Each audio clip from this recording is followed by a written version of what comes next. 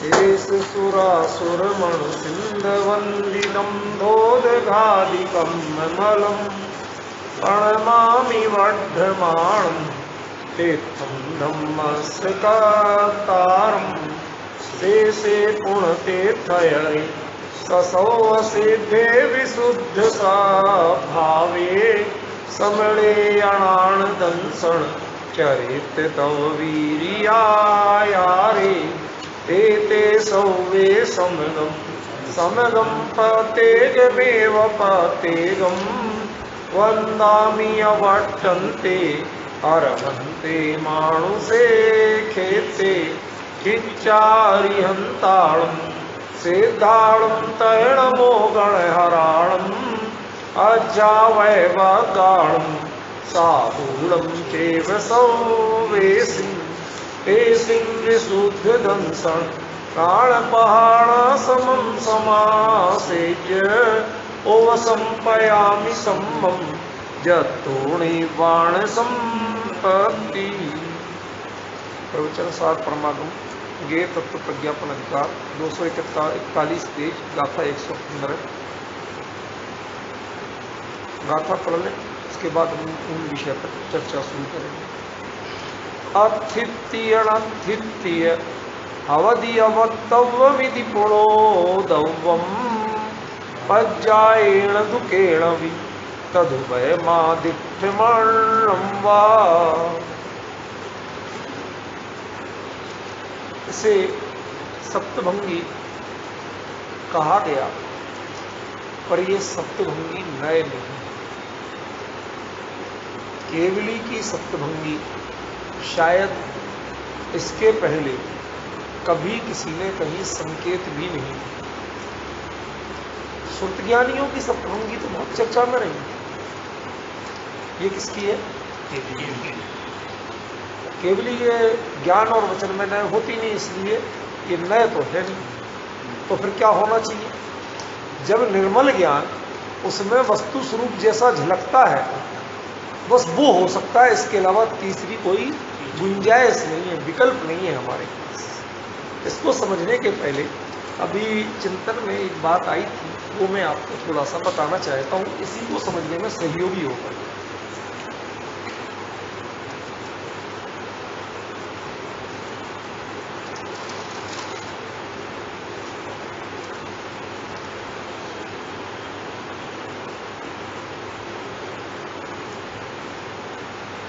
एक को वोट देना है आपको। काल द्रव्य क्षणिक होता है तो शाश्वत है। सोच समझ के बोलो, सोच समझ के बोलो। मैंने एक बात कह दी, इसके अलावा और नहीं टोकूंगा, ठीक है? अब आपने जैसे सब द्रव्यों की तरह इसको शाश्वत कह दिया, तो कहने के पहले ये सोचा कभी कि जितने भी परिवर्तन का जिम्मेवार है उसको आप किसको कहते हैं? कहते हैं मृत्यु सत्य है। जरा सब्र तो किया करो राजकुमार जी, बात कुछ और चल रहे हैं, आपका मौत पे पहुंच गए, यहाँ बात कुछ और बता रहे हैं। सुनो तो सही कम से कम। ये सबसे बिंदास वक्ता है जो मतलब अपने जो आएगा वो बोल देंगे, उसमें फिर ज्यादा परवाह नहीं करते, छुपाते दबाते नहीं है बातों को, सच्चे मन से साफ कह देते। सुनो, मैं कुछ और कह रहा हूँ। प्रश्न की गंभीरता पर शायद अभी तक आप पहुंचे नहीं है। मैंने एक जो बात कही कि काल द्रव्य ये ऐसे आप शाश्वत मानते हैं, क्षणिक मानते हैं। यदि आप शाश्वत मानते हैं तो कोई काल के जो अणु है, वैसे शुद्ध तो काल द्रव्य क्या है? कालाणु ही है, समझ गए? इसीलिए 5 अस्तिकाय में काल को अस्तिकाय नहीं माना गया, ठीक है? और अणु का विखंडन हो सकता है क्या? देश का विखंडन नहीं तो अणु का भी विखंडन नहीं, ठीक है ना? तो उसके आप टुकड़े कर सकते हो क्या अलग अलग, कि ये तो द्रव्य होगा, ये गुण होगा, ये पर्याय होगा, ऐसे कोई किसी तरह से खंड खंड रूप में उसको सोच सकते हो? नहीं सोच सकते। तो जो पर्याय होती है काल द्रव्य की भी, और प्रत्येक कालाणु की अपनी स्वतंत्र होती है कि समग्र मिलके होती है? स्वतंत्र होती है ना। तो एक एक कालाणु वह अपने आप में जो आकाश के एक एक प्रदेश पर स्थित है, लोकाकाश के, यही कहा जाता ना।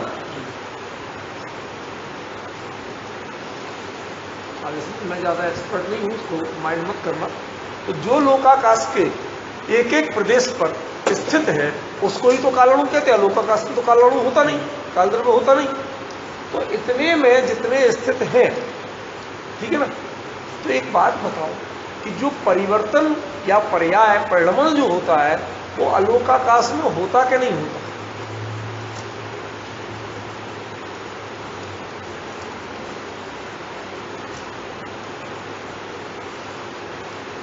आज मैं बहुत सारी समस्याएं लाया हूं आपको जो चीजें बताओ कि अलोकाकाश है क्या?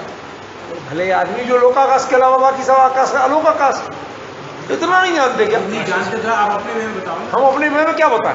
इसमें कोई बताने वाली नई बात ही नहीं है। मैं जो बात पूछ रहा हूं कि जैसे सब द्रव्यों में परिणमन होता है, ठीक है ना, तो अलोकाकाश में भी द्रव्य है अलोकाकाश, उसमें परिणमन होता कि नहीं होता?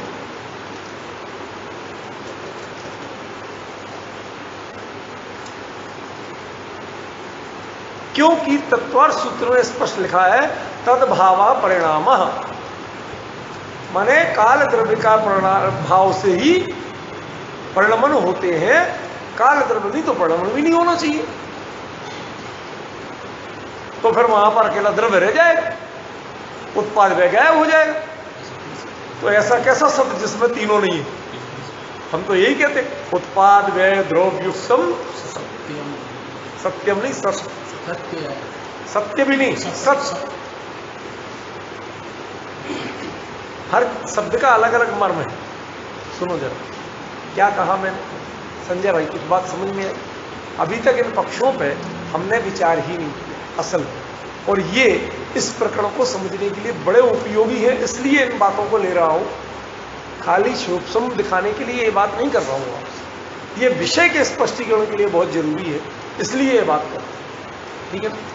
तो जो यदि मान लो प्रत्येक वस्तु में परिणमन काल द्रव्य के निमित्त के बिना भी हो सकता है, इसका मतलब यदि अलोकाकाश में परिणाम होगा, परिणमन होगा, पर्याय होगी, ठीक है ना, और वहां काल द्रव्य तो है नहीं, कि है नहीं है, तो वहां जो उसकी पर्याय होगी वो काल द्रव्य से होगी, काल द्रव्य के बिना होगी?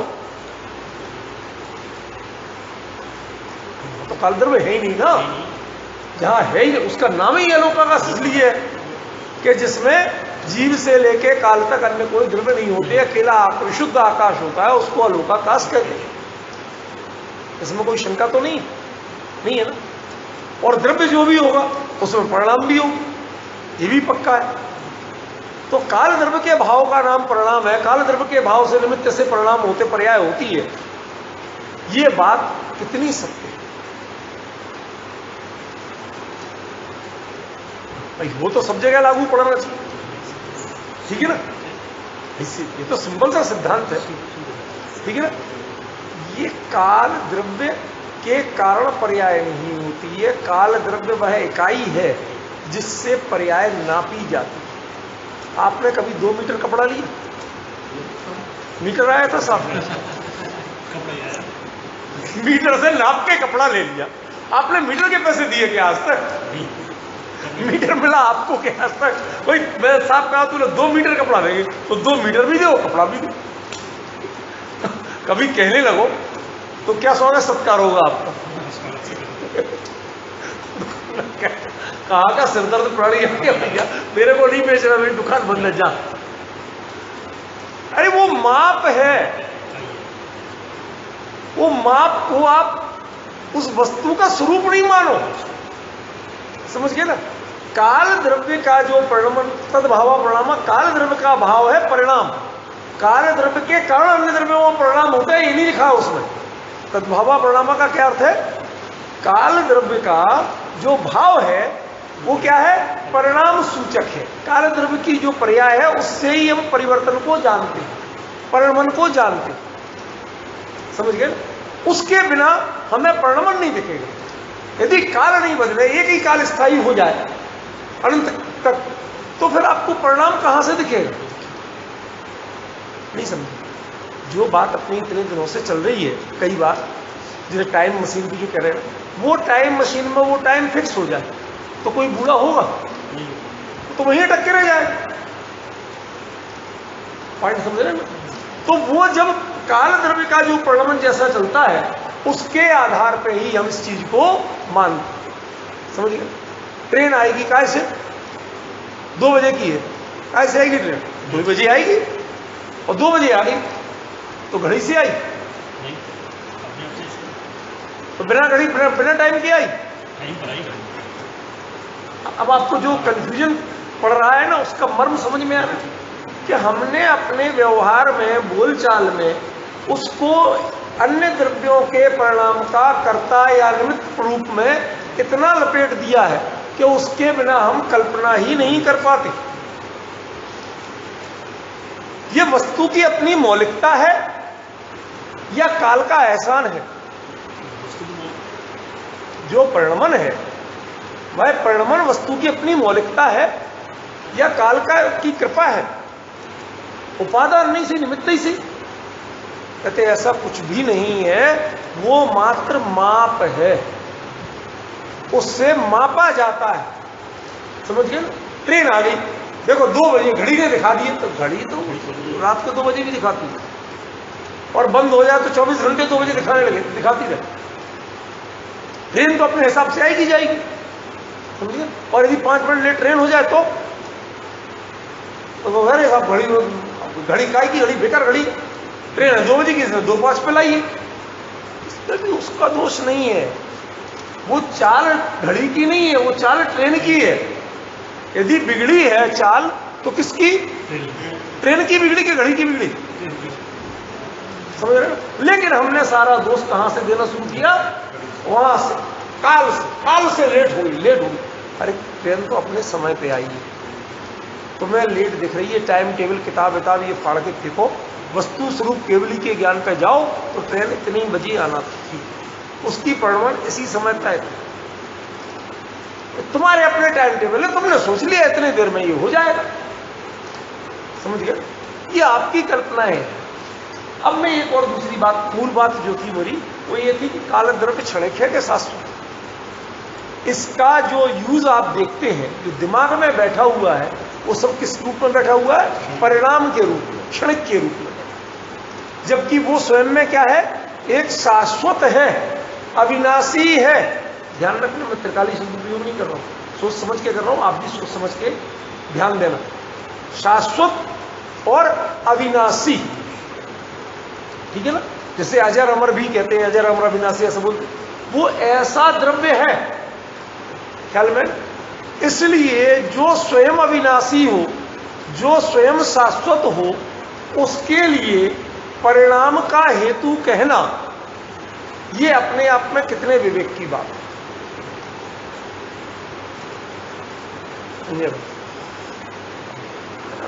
उलटवासियां लगेंगी, कबीर की उलटवासियां भैया, ये तो लगेंगी आपको। क्यों? क्योंकि अभी तक हमने वस्तु व्यवस्था के कई पक्षों पर चिंतन ही नहीं किया, जितना दिमाग में फीड कर दिया वही चल रहा है, उससे आगे सोचने का कष्ट कौन करे?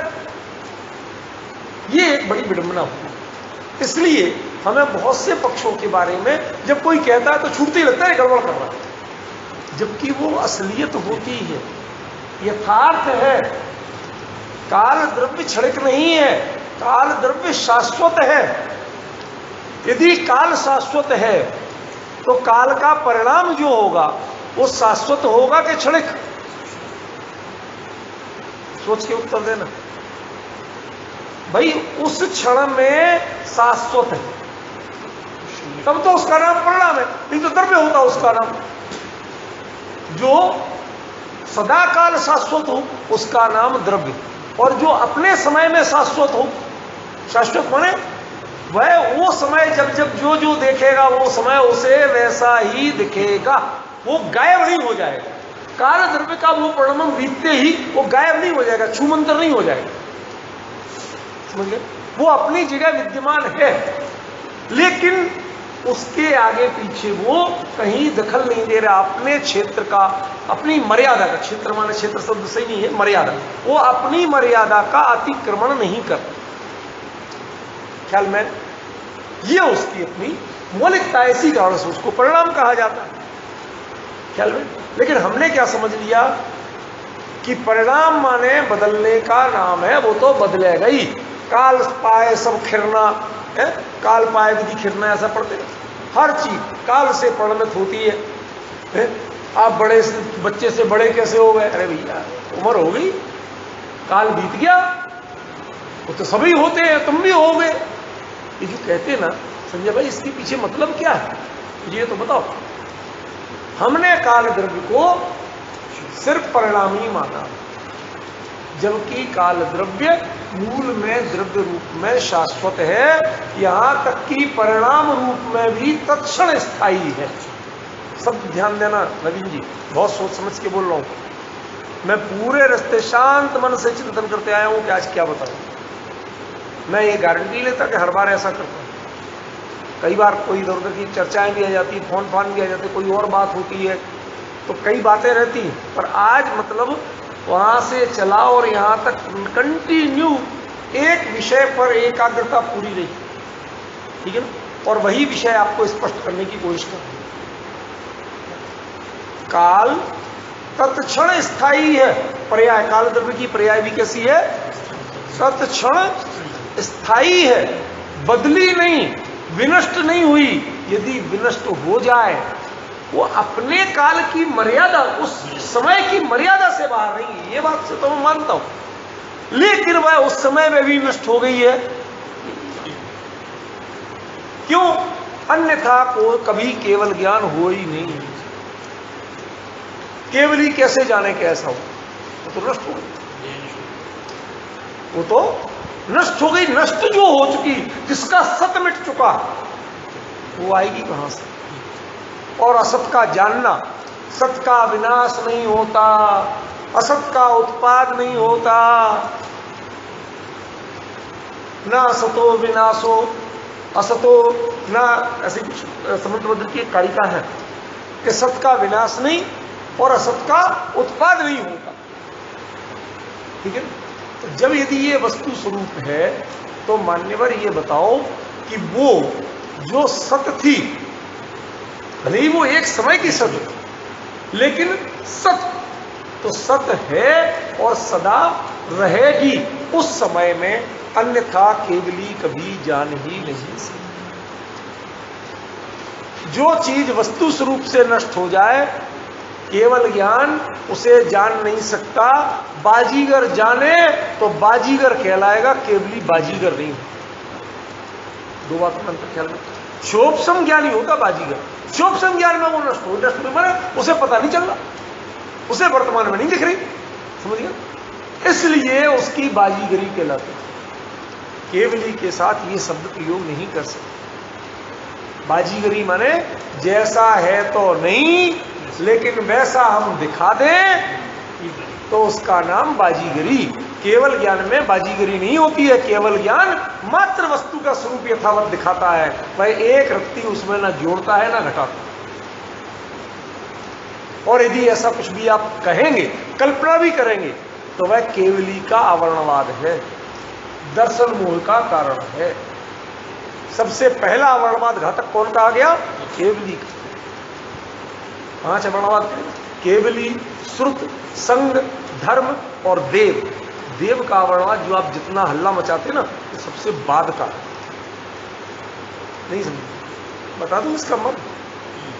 आप बारंबार ये कहते हैं ना, वीतरागी देव के अलावा उनको वीतरागी को रागी सोचना, ये करना वो करना, जितनी बातें जो घृत मिथ्यात्व की आती है ना, वो सबसे लास्ट का आवरणवाद है, सबसे खतरनाक आवरणवाद है। तो वो केवली।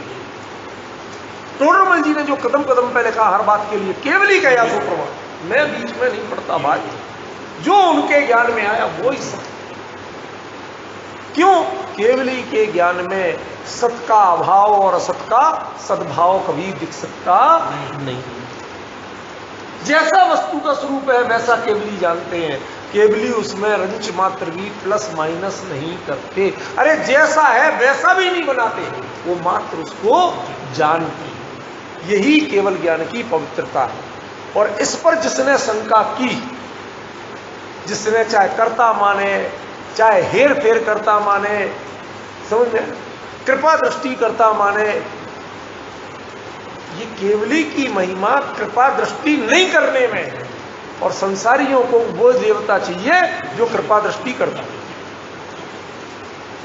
जो दयालु हो। क्यों विजेंद्र जी, ये बातें यदि किसी पब्लिक मंच पे कह दी जाए तो कितने पड़े? ये आदर्श बन जाएंगे हमारे। मैं तो ऐसे ही संकेत में कह लेता हूं, एक ना बचेगी, सब सारा मैदान साफ होगा। क्या पागल आदमी, भगवान दयालु नहीं, वो कृपा दयालु नहीं, करुणा सागर नहीं। कहते भैया यह जैन दर्शन में केवली का ये स्वरूप ही नहीं है। देखो एक चमत्कार बताऊं आपको, सुनो सुनो सुनो, सब आ रहा समझ, सुनो जरा ध्यान से। तीर्थंकर को भी करुणा सागर कहा और निश्चय नय से कहा। अब घबराना मत, घबराना मत। तो आपको तो आप अपनी बात का विरोध कर रहे हैं।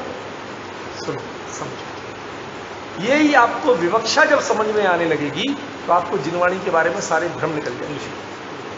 कमी हमारी ये है कि हम विवक्षा को नहीं जानते, पहचानना नहीं चाहते। हम सब धान 22 पसेरी, ये कि जैसे टके शेर भाजी टके शेर खाजा, अंधेरे नगरी चौपट राजा, वो वाले हिसाब रखना चाहते हैं। समझे?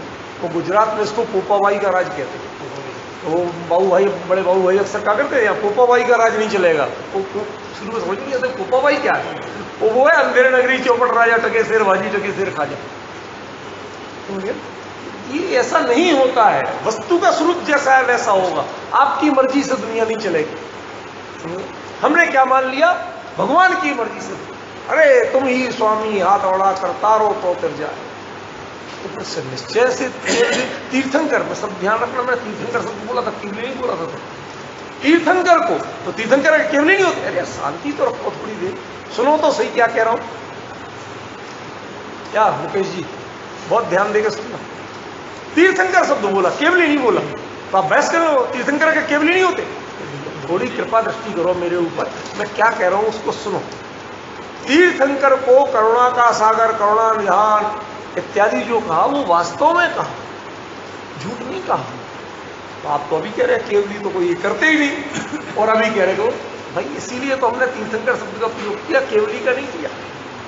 क्योंकि तीर्थंकर प्रकृति प्राणी मात्र के प्रति जो अनन्य वात्सल्य है, करुणा है, उसके कारण बंधती है। और जिसके कारण जो बंधी है उसका जब उदय आएगा तो ये तो अभी तरह की ठहरे। पॉइंट समझ ना? तो अब जो कुछ काम करेगी वो ही करेगी। भाई हमारे अशुभ का उदय आता है और आप शुभ बांध लेते हो, क्यों? आपकी परिणाम की योग्यता, आप में राग है, आप अपने जोर मारते हो। आपके शुभ का उदय आता है, शुभ बांध लेते हो, विषय भोग में लग जाते हो। भाई पहले कोई बड़ा तीर्थ यात्रा या शास्त्र स्वाध्याय कोई उच्च परिणाम किए होंगे, उसका उदय आया, खूब माल मिला, विषय भोग में लग गए, डूब गए। क्या हुआ भैया? ये कैसे हुआ? राग से। माने वो उदय तो जैसा आया था, उसने नहीं कहा था कि तुम ऐसा करो, ये आपने अपने राग के कारण उसका उपयोग ऐसा किया। ये कमी कहां है? आपकी। और यदि मान लो हम उसमें कोई मतलब नहीं रखे तो कर्म क्या करेगा? जैसा आया है वैसे ही दिखेगा वो तो। जो भी जितना है, तीर्थंकर क्या है? नाम कर्म की प्रकृति। और नाम कर्म की प्रकृति काय में उसका उदय आता है? संयोग में आता है, स्वभाव में नहीं आता। नाम कर्म की प्रकृति का उदय काय में आता है विजेंद्र जी? संयोग में आता है, स्वभाव में नहीं आता। ज्ञानावरणी से आपका स्वभाव माने ज्ञान रूप पर्याय कहीं ना कहीं प्रभावित होती है, दर्शनावरणी से, मोहिनी से, अंतराय से। ये है, इसीलिए तो उनको घातिया कहते हैं, क्योंकि इनके फल में जीव के परिणाम कहीं ना कहीं प्रभावित होते ही होते हैं। पर जो अघातिया होते हैं उनमें आ बैल मुझे मार करे तो करे, नहीं तो बेचारे कुछ नहीं कहते। क्यों? उसका उदय ही संयोग में आ रहा, स्वभाव में आ ही नहीं रहा, स्वभाव से कोई लेना देना नहीं उसका बेचारे। अब अभी भी आप वीतरागी हो गए तब तो कोई मतलब ही नहीं ठहरा। तो जैसी वो बंधी थी वैसी ही उदय में आती है, और उदय में आके काम क्या करती है? प्राणी मात्र के प्रति करुणा भाव से बंधी थी, तो प्राणी मात्र के प्रति करुणा भाव फैलाती, दिव्य ध्वनि से उपदेश होता है, उसका काम और कुछ नहीं है। तीर्थंकर प्रकृति का समवसरण बनना भी काम नहीं है। तीर्थंकर प्रकृति का एकमात्र काम है नवीन जी, सिंगल का फंक्शन, और वो क्या है? दिव्य ध्वनि। इसके अलावा 5 कल्याण के तीर्थंकर प्रकृति का काम नहीं है। ये सब क्या है? ये तो है प्रोटोकॉल। जैसे राष्ट्रपति को आना, जिस दिन जितनी देर के लिए आना उतनी देर के लिए आना। अब पहले आगे पीछे उनके सुरक्षा दस्ते आके आपको नाच नचाते हैं, उसके लिए राष्ट्रपति को आप दोष नहीं दे सकते। मुझे तो पता ही नहीं क्या हो रहा भैया, मैं तो इस समय आया, आप बहुत अच्छे लगे, हंसते बोलते, हम तो चले गए। हमारे आप में कोई तकलीफ आई? बिल्कुल नहीं आई। मैंने आपको कुछ हैरान किया? नहीं किया। आपने मुझे कुछ कहा? कुछ नहीं कहा। अब लेकर अरे भैया बहुत कठिन है, राष्ट्रपति को बोला। अब ये कठिनाई और सरलाई ये क्या है? ये आप वो आनुषंगिक उसके साथ जुड़ी हुई जो प्रकृतियां हैं, जिसे आज की भाषा में हम प्रोटोकॉल कहते हैं, ये सब उसका चमत्कार है। ठीक है ना? तो ये 5 कल्याणक होते हैं, ये उसके प्रोटोकॉल का चमत्कार है। तीर्थंकर प्रकृति का काम नहीं है। तीर्थंकर प्रकृति का तो एकमात्र काम है केवल ज्ञान होने के पर दिव्य ध्वनि खिरना, इसके अलावा एक भी काम नहीं है। मोक्ष कल्याण भी तीर्थंकर प्रकृति का काम नहीं। अभी यही तो पता नहीं है विजेंद्र बाबू, इसीलिए तो बता रहा हूं आपको कि अभी हमें बहुत सी चीजों के बारे में कहीं कोई निर्णय नहीं है, कोई आइडिया नहीं है, हम सिर्फ आइडियोलॉजी में जीते। आइडियोलॉजी माने आज की भाषा में क्या कहते हैं इसी तरह उर्दू में? तुक्केबाजी। बहुत बड़ा परफेक्ट शब्द है। कुछ चीजों का आपको ट्रांसलेशन नहीं मिलेगा, वो किसी किसी भाषा में ही परफेक्ट मिलते हैं, हर किसी में नहीं मिलते। और वो उसमें बोला जाए तो जितना अच्छा समझ में आता है और दूसरे में समझ में नहीं आता। अब इसका हिंदी में संस्कृत में करके बताओ तो जान। जो तुक्केबाजी है उसका वो इफेक्ट ही नहीं हो, आप जितना चाहे बना लो। तो ये हम आइडियोलॉजी में जी रहे, यथार्थ में नहीं जी रहे, यथार्थ में नहीं जानते। तो जो जिनवाणी में कहा कि तीर्थंकर करुणा सागर होते हैं यथार्थ में, तो तीर्थंकर माने वो तीर्थंकर प्रकृति वो करुणा से ही बनती है और करुणा के रूप में ही प्रतिफलित होती है। लेकिन उस समय तीर्थंकर का जो जीव केवली है उसके कोई करुणा का भाव नहीं होता, वो कोई उपदेश नहीं देना चाहे, उसका अंतरंग जो उपयोग है वो रत्ती भर भी उसमें जुड़ता नहीं है। यदि जुड़ता समझ में तो महावीर एक बार तो कह लेते यार गौतम स्वामी को बुला लाया है, काय को लटका रहा है फालतू। केवली तो थी, ये तो उन्हें पता था कौन करेगा ये काम, बता देते यार, बुला ला यार, खाम में डिले कर रहे हैं, रोज इतनी सभा जुड़ती है, हैरान होती है। आप मतलब चमत्कार तो देखो, वस्तु स्वरूप की स्थिति। जैन दर्शन वीतरागी दर्शन जो है इसमें कहीं अविरोध हो यदिष्टम ते प्रसिद्धेन न बाध्यते। आचार्य समंतभद्र लिखते हैं, क्या लिखते हैं? यद इष्टम ते, हे प्रभु जो आपके लिए इष्ट है, अर्थात जो आपने अपने ज्ञान में जाना। इष्ट माने रागवाची नहीं है, वह इष्ट माने पसंद नहीं है, माने जो आपने कहा है, बताया है, जाना है बाबू, उसमें आपका जुड़ाव नहीं है। बट कहा तो यही जाएगा, केवली ने कहा, ठीक है। तो अविरोध हो वो अविरुद्ध है, वस्तु स्वरूप में उसका कहीं कोई विरोध नहीं है। प्रसिद्धेन न बाध्यते, किसी भी प्रत्यक्षादि किसी प्रमाण से वो बाधित होता नहीं है। जहां जहां जाओगे उसकी सिद्धि तो होगी, समर्थन करने वाले तो मिलेंगे, लेकिन विरोध करने वाला कोई प्रमाण मिलेगा नहीं। आप 3 लोक में जहां चाहे चले।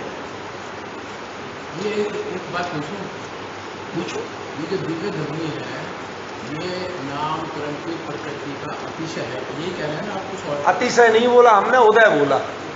तीर्थंकर नामकर्म नाम की एक प्रकृति है, उसके उदय से दिव्य ध्वनि होती है, उनका आपस में निमित्त नैमित्तिक संबंध है। तीर्थंकर का उसमें कोई रोल नहीं। तीर्थंकर का इतना ही रोल है कि जब तक वो तीर्थंकर प्रकृति बांधी किसने थी? पहले इसी आत्मा ने बांधी थी, ठीक है ना। अभी बंधी किसके साथ है? अघातिया के रूप में इनके साथ बंधी है।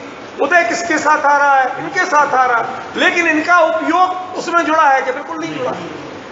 उपयोग उसमें नहीं है। अब आप बुरा मत मानना, आपने कोई एक बैग लेके चल रही थी, ठीक है ना, एक बदमाश चला, उसे पता था उसकी शक्ल देखते ही पुलिस पहचान जाएगी, तो उसने स्मगलिंग का सामान आपका बैग ढीला डाला और 2 कपड़े रख के चल रहे थे, उसने उसमें डाल दिया। पहले ही पूछ लिया, बाबूजी कहां तक जाओगे? थोड़ा जगह तक जाएंगे। अच्छा बाबूजी, अच्छा हमारा आपका साथ हो जाए। उसने कहा उसके पहले तो उतरेगा नहीं, और वहां उतरना बीच में रास्ता, रात पड़ी है, कभी भी निकाल लेंगे।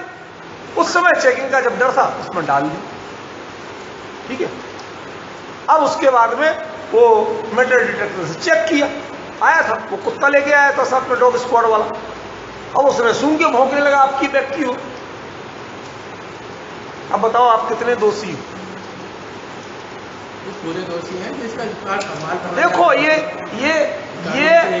राजकुमार जी इधर सुनो, ये कानून की किताब नहीं चल रही है, ये जैन दर्शन की तरफ से चल रही है।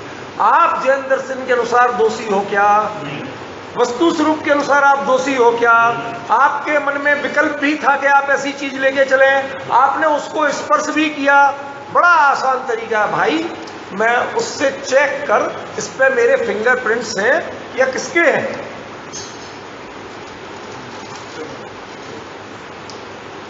यदि आप जो अनावश्यक पर के भय से भयभीत होंगे, अरे रात कानून की किताब में लगा जिसके पास पाए है, जो कुछ भी है यार, ठीक है, तू पुलिस है, तेरा काम है, कर, मैं बैठा हूं, मैं तेरा सहयोग करूं। हाँ, बैग मेरा, बैग पे देख मेरे फिंगरप्रिंट्स हैं पूरे, चेन पे भी हैं, क्यों? मैंने खोली बंद की, बाकी डिब्बों पे भी, तो इस पे भी होना चाहिए।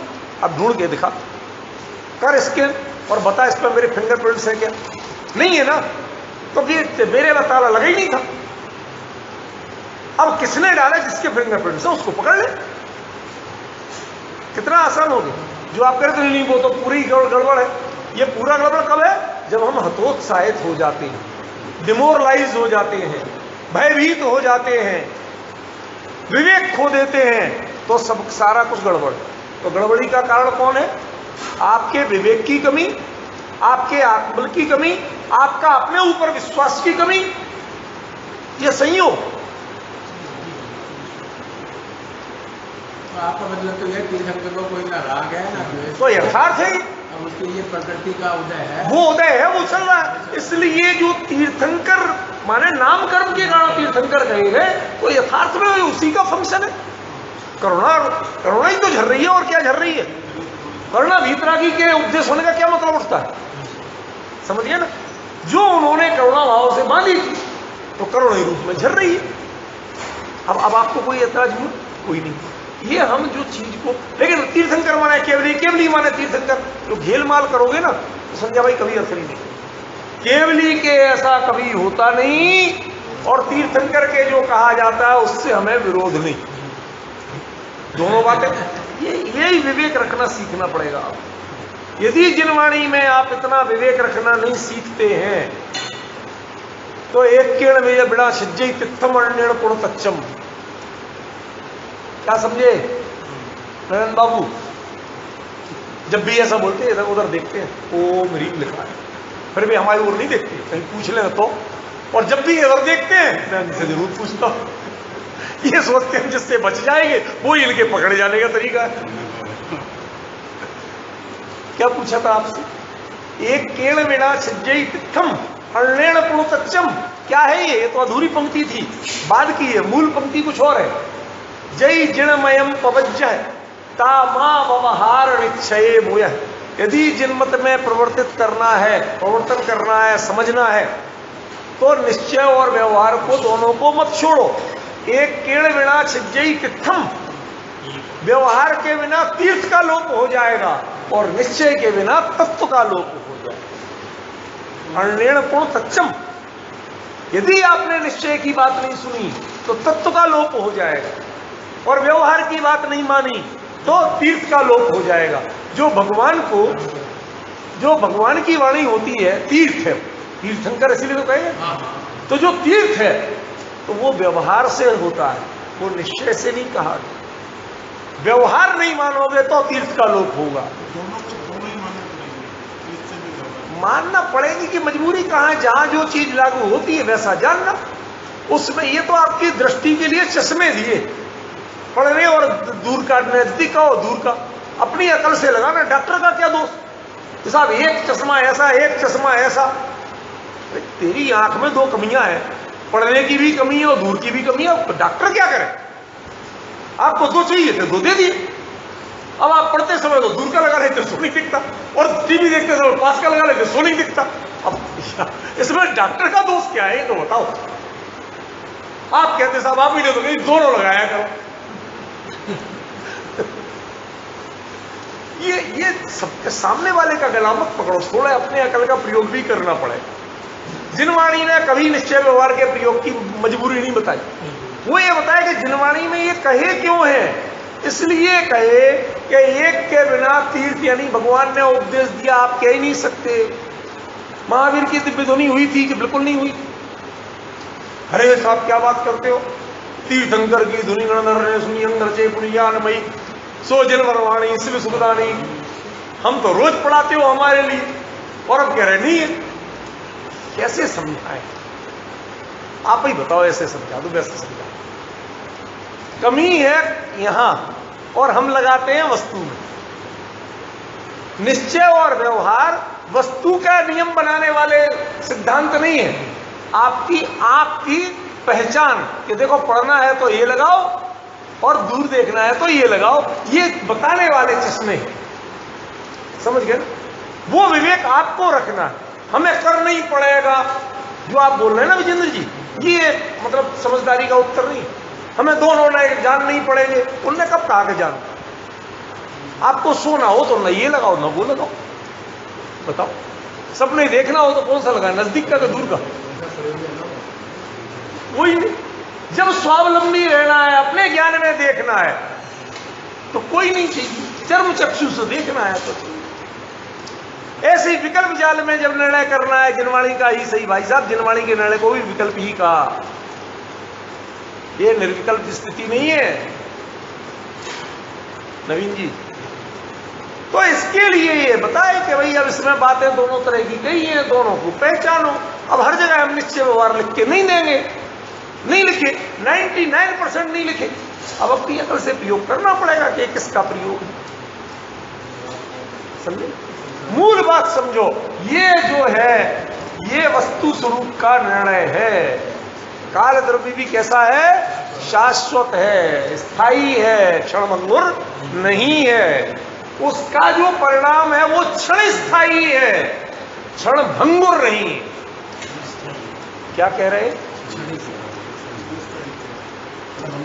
काल द्रव्य का परिणाम भी कैसा है?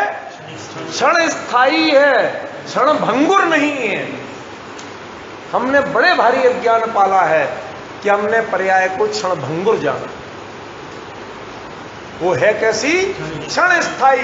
वो अपने क्षण में त्रिकाल स्थायी रहती है, सदाकाल स्थायी रहती है अपने क्षण में। उसका क्षण जब जब लाओगे तब तब रहे हाजिर, नहीं लाओगे तो नहीं। एक बात बताओ, थोड़ा बहुत एडमिनिस्ट्रेशन तो सब जानते हो, क्यों? किसी समय किसी ने आपको अपनी सीआर दी, सीआर तो समझते हो, कॉन्फिडेंशियल रिपोर्ट। उस समय आप अधिकारी थे, ठीक है? अब वो सीआर के बेस पे कहीं कंप्लेन हुई और आपके रिटायरमेंट के 5 साल बाद खुली वो फाइल द्वारा, सीआर वाली उस सन की। तो उसमें किससे रिपोर्ट मांगी जाएगी? जो उस समय अधिक चेयर पे है उससे, कि जिसने वो सीआर पे साइन किए थे उससे? कौन जिम्मेवार माना जाएगा? अभी तो मैं कोई कुर्सी पे हूं ही नहीं। कहते उस समय तो तू ही था भैया, अब तो नहीं हूं। कहते उस समय, आज भी उस समय का अधिकारी तू ही है। सरकारी रिकॉर्ड में उस इतने साल का अधिकारी तू ही है, दूसरा नहीं है। कि है कि नहीं है, बोलो संजय भाई। ऐसे ही है ना, हर जगह आप वो बात मानते हो और कहते क्या हो, क्षणभंगुर। क्षणभंगुर कुछ नहीं है, क्षण स्थायी है। हमें अपना व्यू चेंज करना पड़ेगा, सोच बदलना पड़ेगा। इस क्षणभंगुरता की सोच ने ही पर्याय के लिए निषेध का विषय बनाया है। पज्जय मूढ़ा ही पर समय जो बनाया, जैन दर्शन से बाहर किया ना, वो वस्तु स्वरूप की पर्याय को बाहर नहीं किया है, आपकी इस दृष्टि को बाहर किया। जो आपको परिवर्तन की ललक रहती है, एक में तृप्ति नहीं है। क्यों? जिसको जो मिल गया उसमें तृप्ति। और जो बहुत आगे पहुंच जाते हैं ना, यार गाँव में चल के जरा धूल उसी में लेटना, नीम के पेड़ के हवा में बैठना, यार कहाँ सुलभ रहे ये नकली हवा में बैठती, चलो अपन गाँव चलो पिकनिक मनाने। गांव के लोग कहते हैं अजीब बावड़े, अच्छे बड़ा एसी एयर कंडीशन महल छोड़ के यहाँ आए। ये परिवर्तन के लालची, पहले यहां से ये भी परिवर्तन के लालची है, ये वहां जाना चाहते हैं। वो परिवर्तन के लालची है, वो यहां आना चाहते हैं। ये है पज्जय मूढ़ा प्रश्न। आपने पर्याय को क्षणभंगुर देखा है, क्षण स्थायी देखा होता, आपके लिए उसको बदलने की इच्छा नहीं, उसमें बदलाव नाम की चीज ही नहीं दिखती, वो तो वस्तु का स्वरूप दिखता। समझ गए? इतना समझ गए यदि तो ये गाथा समझा सकता हूं। इतना जिसने नहीं समझा उसको ये गाथा समझा ही नहीं सकता। क्यों? क्योंकि आपने सप्तभंगी नए रूप में पढ़ी है, सप्तभंगी को वस्तु स्वरूप के रूप में नहीं पढ़ा। और यहां पर जो सप्तभंगी या जितने भी भंग कहे, वो कैसे कहे? वस्तु के स्वरूप के। अब मैं एक एक को बताऊंगा, कृपा करके बहुत सावधानी से सुनिए और अंतर लगाना कि जो अभी तक आप स्याद अस्थि कहते थे उसका मतलब क्या, और केवली ने जो अस्थि कहा उसका मतलब क्या। स्वद्रव्य क्षेत्र काल भाव की अपेक्षा अस्ति, पर द्रव्य क्षेत्र काल भाव की अपेक्षा नास्ति। ये कौन कहता है? चिड़िया पाकिस्तानी होती कि हिंदुस्तानी? चींटी, हवा। नहीं, मैं आपको मस्ती मत लो। आप जो बात बता रहे, मैंने इसीलिए जिन पर वीजा और पासपोर्ट लागू नहीं होता उनकी बात कर रहा हूं। क्यों? क्योंकि उन्होंने क्षेत्रवाद से मोह नहीं बांधा, और जिन्होंने क्षेत्रवाद से मोह बांधा है उनके लिए हिंदुस्तान और पाकिस्तान की सरहदें हैं, और हिंदुस्तान और पाकिस्तान है, और ये देश है, ये देश है। समझ गए? ये नए दृष्टि जो कहीं ना कहीं बंध के चलती है। ये मेरा द्रव्य, ये तेरा द्रव्य, ये मेरा क्षेत्र, ये तेरा क्षेत्र, ये मेरा काल, ये तेरा, ये मेरा भाव, ये तेरा। उसमें मेरा और तेरा नहीं होता। केवली के ज्ञान में जैसा है वैसा हो। ये है तो है, ये चीज इस काल में नहीं है तो नहीं। इसमें ऐतराज की बात क्या है? इसमें अपेक्षा है। जो चीज मैं प्रत्यक्ष देख रहा हूं उसके लिए अपेक्षा लगाने की जरूरत है? मैं कड़वी बात कह दी, गुस्सा नहीं हो। कभी डीएनए टेस्ट करा तो माँ बाप यही थे कि कोई और? ये यदि करा लो और वही निकल आए तो उसके बाद में माँ बाप माफ करेंगे और आप नजर मिला पाओगे? क्यों? क्योंकि आपने शंका पैदा की, उस विश्वास को तोड़ा है। और विश्वास को तोड़ने की समस्या कहां आती है? जहां सब कुछ प्रत्यक्ष नहीं हो। शब्द पे ध्यान देना संजय भाई, खिसक मत जाना। क्या? जहां परोक्ष होता है बहुत कुछ, बच्चे ने अपने जन्म का क्षण नहीं देखा, वो परोक्ष है उसके लिए, इसके लिए विश्वास पर काम करना पड़ता है। लेकिन जो केवली, जिसे सब कुछ प्रत्यक्ष है, उसके लिए किसका विश्वास चाहिए? कौन सा टेस्ट चाहिए? किसकी अपेक्षा चाहिए? किसकी प्रामाणिकता चाहिए? जो स्वयं प्रमाण है, इसको किसकी प्रामाणिकता चाहिए? सबके सर्टिफिकेट कोई ना कोई अटेस्ट कर सकता है, सबके प्रमोशन लेटर पे कोई ना कोई साइन कर सकता है, राष्ट्रपति के पे कौन करे?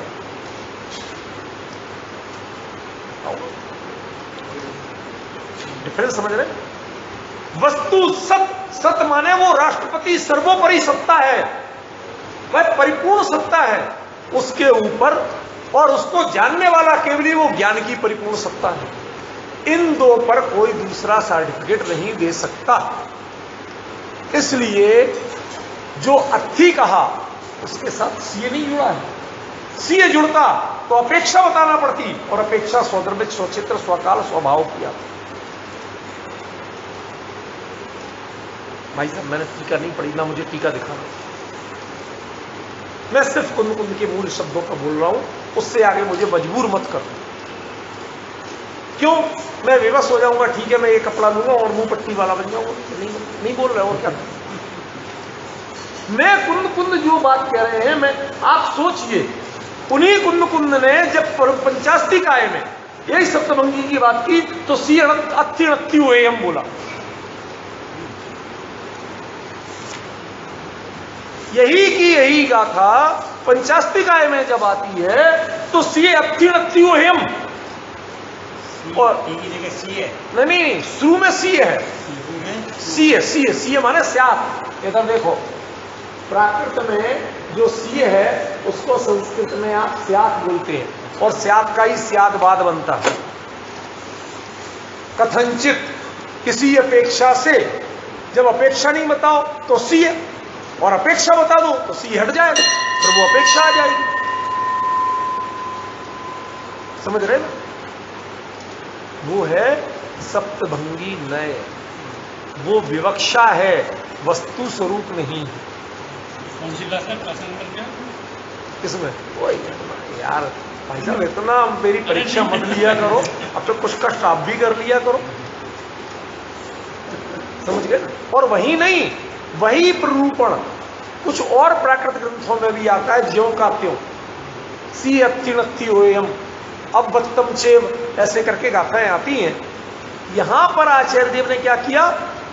ती है, ये जो दो बार वो सी की जगह ती जो प्रयोग किया, ये इसलिए करना पड़ा क्योंकि सी नहीं बोलना, वो नए विवक्षा नहीं करना थी। यदि आप इसे विवक्षा में बांधेंगे, अस्तित्व और नास्तित्व को, अव्यक्त अवक्तव्यत्व को, इसको विवक्षा में बांधेंगे, तो फिर वो सी कहलाएगा, ती नहीं कहलाएगा। क्या अंतर होता है सी और ती में? आपको क्या करें, मैं थोड़ा कमजोर व्यक्ति हूं, मुझे मजबूर होके कभी लिख के, कभी छोटे मोटे दृष्टांत देके समझाना पड़ता है।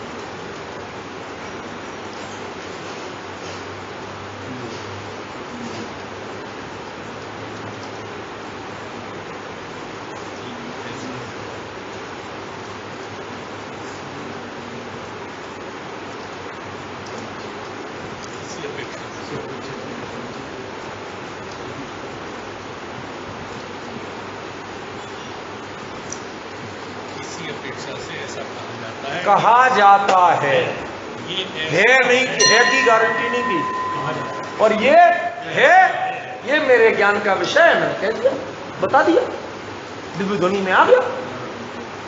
केवली ने जैसा जाना वही तो उसके ही रिफ्लेक्शन होता है ना, दिव्य ध्वनि कि कुछ और होता आ गया।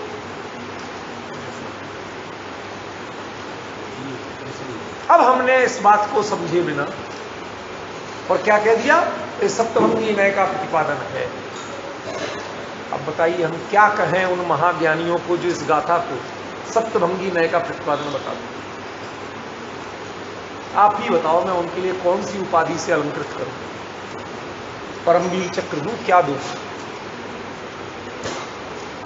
नवीन जी इसीलिए मैंने हाथ जोड़ के प्रार्थना की कि बिल्कुल भी मेरे लिए कोई गाथा, कोई टीक, वो दूसरे प्रमाण कहीं के कुछ मत बताना, क्योंकि कुंद कुंद के ये वचन यदि प्रमाणित करना है तो उस लैब में जाना पड़ेगा, और वो लैब है चतुर्थ काल के समौषण की, केवली के संविधान की। इसके अलावा कहीं इसका परीक्षण नहीं हो सकता। एक द्रव्य दूसरे द्रव्य का करता नहीं है। इस केवल ज्ञान के अलावा किस लैब में परीक्षण करोगे? आप तो जो डालते हो, चाय में चीनी डालते हो, मीठी हो जाती सुधरी, अब कैसे नहीं होती है रही? एक द्रव्य दूसरे द्रव्य का करता कैसे नहीं, बताओ। लोग एक तमाचा लगाते, गाल लाल हो जाता है, कहते हैं भाई साहब एक द्रव्य दूसरे द्रव्य का करता तो है ही नहीं, तो मेरे मारने से आपका गाल लाल हो नहीं सकता। अब आप क्यों गुस्सा हो रहे? मेरी बात समझ रही है? ये जो कुतर्क वाली जो दृष्टियां हैं, अरे इसका परीक्षण इस लैब में नहीं होना है, इसका परीक्षण केवल ज्ञान रूपी लैब में होना है। आपको करना है तो वहां पहुंचो और देखो वीतरागी सर्वज्ञता की लैब में, और वहां देखो कि एक द्रव्य दूसरे द्रव्य का करता है या नहीं। आप रागात्मक दृष्टिकोण से देखते हो, अज्ञानात्मक दृष्टिकोण, अज्ञान माने अल्प ज्ञान को अज्ञान कहा जाता है। ज्ञान नहीं होने का नाम अज्ञान नहीं है। अल्प ज्ञान या विपरीत ज्ञान, इसको अज्ञान कहा जाता है। समझे? परिभाषाएं भी याद रख लेना जीवन के लिए। ये नॉर्मली हम इन शब्दों का अर्थ ही उल्टा जानते हैं। अज्ञानी माने जैसे ज्ञान नहीं, अकल नहीं, बेवकूफ। अज्ञानी का अर्थ बेवकूफ बिल्कुल नहीं होता है, जड़ नहीं होता है। वो अल्प ज्ञानी या विपरीत ज्ञानी, ज्ञान का विपरीत दिशा में उपयोग करने वाला ये होता है। बताओ, पैसा काला होता है? कोई ब्लैक मनी मिली आज तक? मैं कोई राजनीतिक बात नहीं कर रहा हूं, नहीं तो आप कहीं पार्टी से जोड़ने लगो। मैं तो कहूं काला पैसा मिला आज तक? अरे उसके पीछे जो प्रयोजन है, राष्ट्र के विरुद्ध, राष्ट्र के नियम के विरुद्ध राज्यातिक्रम, जो दोष कहा, यदि विरुद्ध राज्यातिक्रम से है तो काला कहा जाता है। वो तो दृष्टि है। आप टैक्स चुका दो तो वही करेंसी व्हाइट ना भैया, वो व्हाइट होती ना ब्लैक होती, जिस रंग की छपी होती उसी रंग की होती। क्यों भैया 2000 का नोट ब्लैक होता कि व्हाइट? वो तो गुलाबी होता है, वो ना ब्लैक होता ना व्हाइट। बुरा मत मानना, मैं व्यर्थ की बातें नहीं कर रहा हूं। मैं जो विषय समझाना चाहता हूं वो बहुत गंभीर है, इसलिए थोड़े स्मूथली ले रहा हूं। हमारे नवीन जी को ये लगता है कई बार, अरे सीधे सीधे बात करते, सीधे बता के खत्म करें। नहीं कर सकता भैया, मेरी कमजोरी जानो। मेरी कमजोरी है भैया, आपके दोस्त नहीं। मेरे में इतनी क्षमता है, मैं अपने आप को समझाता हूं भैया, आप लोगों को नहीं समझ। मैं अपने आप को कन्विंस करने की कोशिश करता हूं। ध्यान रखना युधिष्ठिर का दृष्टांत, कि जब द्रोणाचार्य ने पढ़ाया सदा सत्य बोलो, सारे तो फटाफट सुना दिए।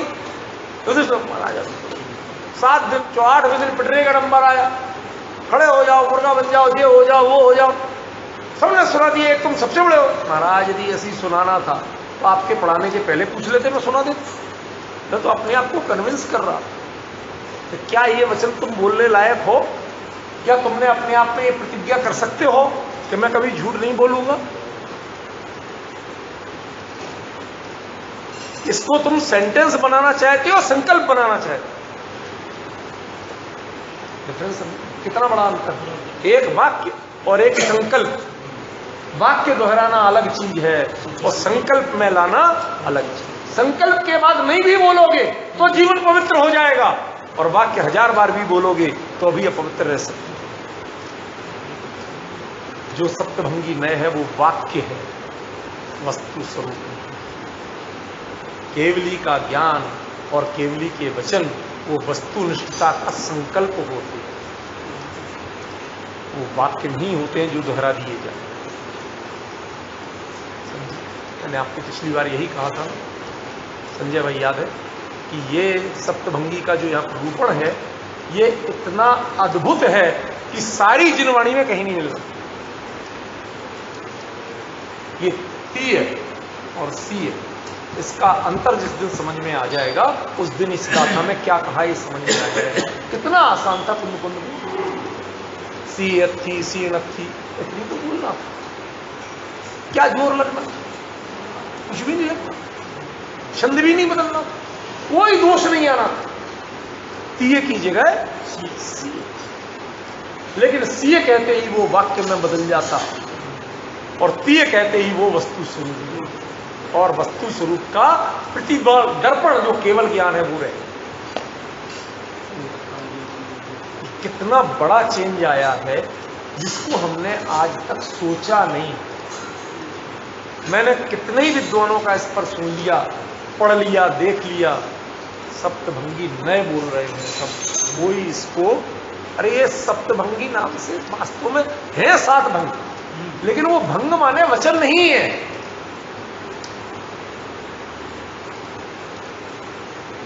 जो सप्तभंगी में भंग शब्द आता है ना, वो वचनवाची है। क्या कह रहा हूं मुकेश जी, समझ में आ रहा है? सप्तभंगी में जो भंग शब्द आता है वो वचनवाची है, वो वस्तु स्वरूप के पक्षवाची नहीं है, वो निर्मल ज्ञानवाची नहीं है। अब मैं कैसे इसका समर्थन करूं हर बात का? आंख बंद करके मुझे ये बताओ। आचार्य ने जब उस चीज से परहेज किया और वही चीज दूसरे ग्रंथ में लिखते हैं, वही आचार्य आप उठा के पढ़ना, पंचास्तिकाय में है, पढ़ना, थोड़ी परिश्रम करना। मैं विषय से विषयांतरित ज्यादा नहीं होना चाहता, सूचना दे दी आपको पर्याप्त।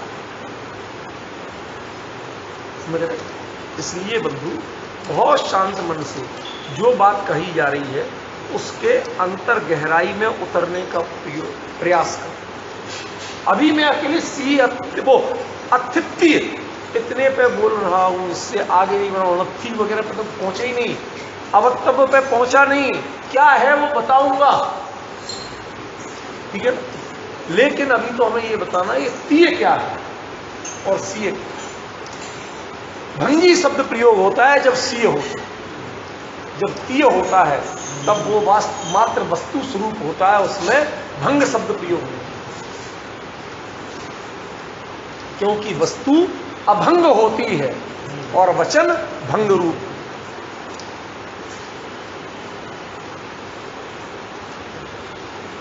वस्तु अनेकांत रूप अभंग रह सकते हैं, लेकिन वचन में भंग, भंग माने क्रम, वो पड़ता।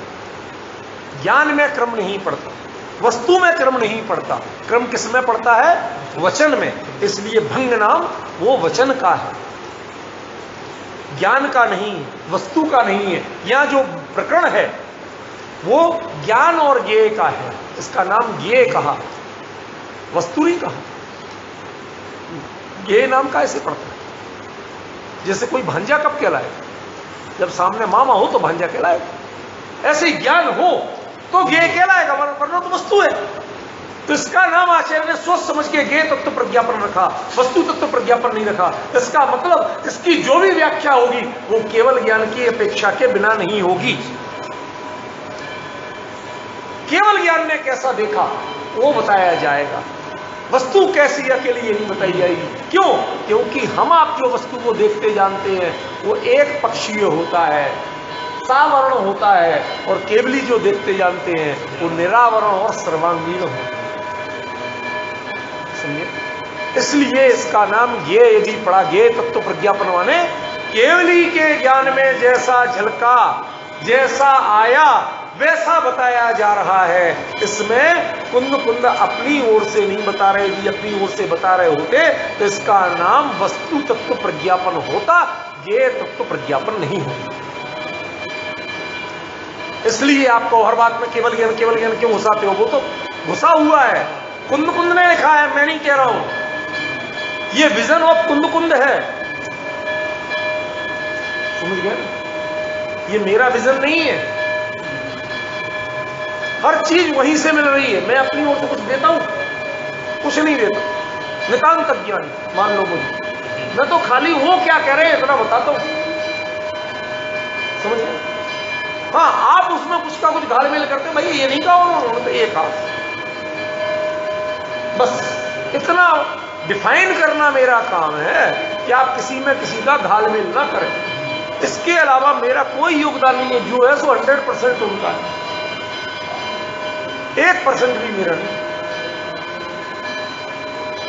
नवीन बाबू, ख्याल में आ रही बात? ये जो तीय है और सीय जो कहा जाता है, एक एक जरा से मात्रा के प्रयोग में कुंद आचार्य देव सारी जैसे सृष्टि को घुमा के रख देते हैं, नॉर्थ पोल और साउथ पोल जितना अंतर ला देते हैं, और हम लोग उसको समझे बिना उसके साथ भंग शब्द का प्रयोग करते हैं। भंग शब्द को वचनवाची, और जो वचन है सो नए है, तो आप नए कहो चाहे ना कहो, शांति से सुन, नाराज मत।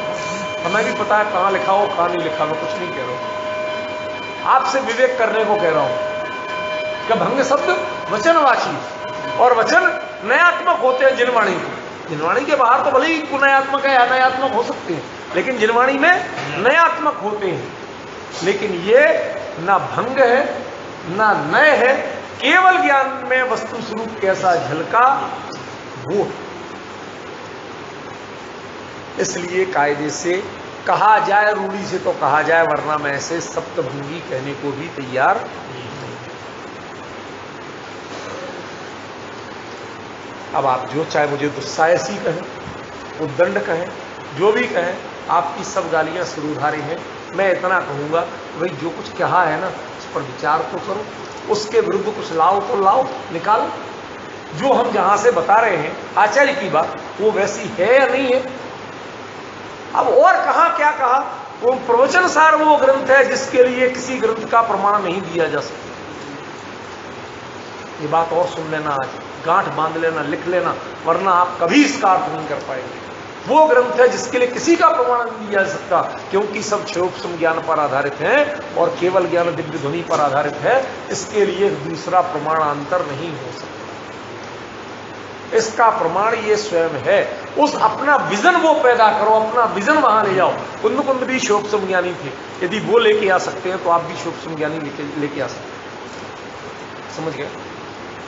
समझ सकते हो ये कुंद ने कितना बड़ा आत्मविश्वास जगाया। अरे भाई, केवली की बात को सुनकर के सुधरने वाले सब क्षयोपम ज्ञानी ही होते हैं, कोई केवल ज्ञानी नहीं सुधरते। जब इतने आप जानते हो तो फिर हमसे क्यों कह रहे हो? फिर तो आप ही ज्ञानी हो।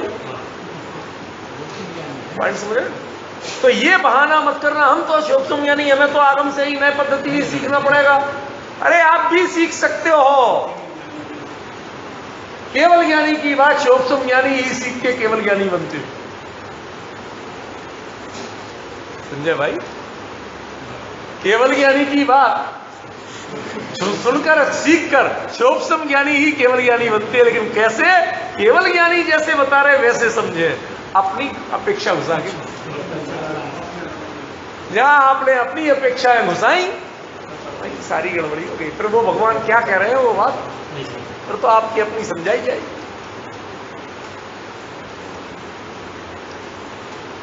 समझ में आ रहा भैया? ये बहुत गहरी बात है, इसको कभी हड़बड़ी में मत लेना। अभी नहीं हुआ कोई बात नहीं, अपन जब तक चलाते हैं जब तक अपने को क्लियर नहीं होता। हमने कभी आपसे हड़बड़ी की?